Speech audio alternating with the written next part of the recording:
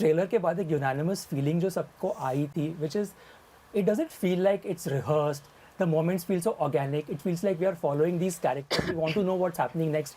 Even though the punches and some of the lines are like, they're fun, but it doesn't feel like we've seen this before. मुझे ये जानना था कि how was Aryan on set as a director? Was he showing you scenes? Was he enacting? Because वो stage पे जब आया, हमने जब उसको देखा वो speech बोलते हुए, it was such an emotional moment for everybody to sort of see that. For anybody, यार, मतलब it's your first baby, you're putting it out in the world. People will judge it, love it, hate it, whatever it might be.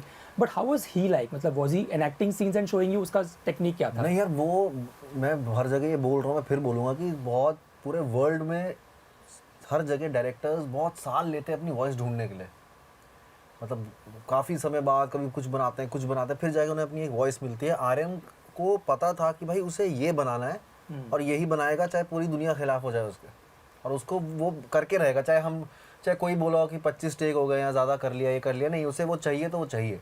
तो वो बड़ा solid है यार वो चीज़। ये बहुत बड़े बड़े डायरेक्टर्स वॉइस नहीं ढूंढ पाते, उसने पहली बार में ही पता लग गया कि भाई ये मैं करवाऊंगा एक्टर से। वो उसे पता था कि ये यही चाहिए। वो इम्प्रोव करने देता था आपको या? Yes. हाँ, हम लोगों को तो करने देता था। हाँ, बिल्कुल। वो तो उसको अगर आपने सजेशन दे दिया कि इसको ऐसे करके देखें, फिर तो गए आप। तो फिर तो आप गए। फिर तो पूरा दिन के लिए गए। फिर क्या है, हाँ, एक ये वेरिएशन हो गया। और फिर we used to love that thing कि भाई ऐसा करा, इसमें अलग मजा आ रहा है, उस तरह से करें। अच्छा, फिर एक मेरे दिमाग में आइडिया आया, इस तरह से भी करके शाहरुख देखते हैं। सर ने कितने वेरिएशंस दिए उसके आगे, वो तो सोचो। So वो है उसके अंदर।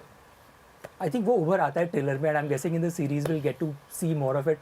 And I'm guessing Manoj ji and Bobby, you must have known Aryan for a very long time when he was a kid, right? I mean, मेरा तो कोई ऐसा I have met him a few times when he was growing up. He's always been a very well-mannered kid, but I interacted with him just recently before even the topic of him becoming a director even came up, and I just found something very special about him.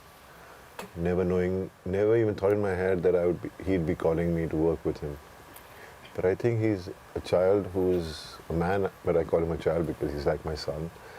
And he has this special gift, and he does not take it for granted.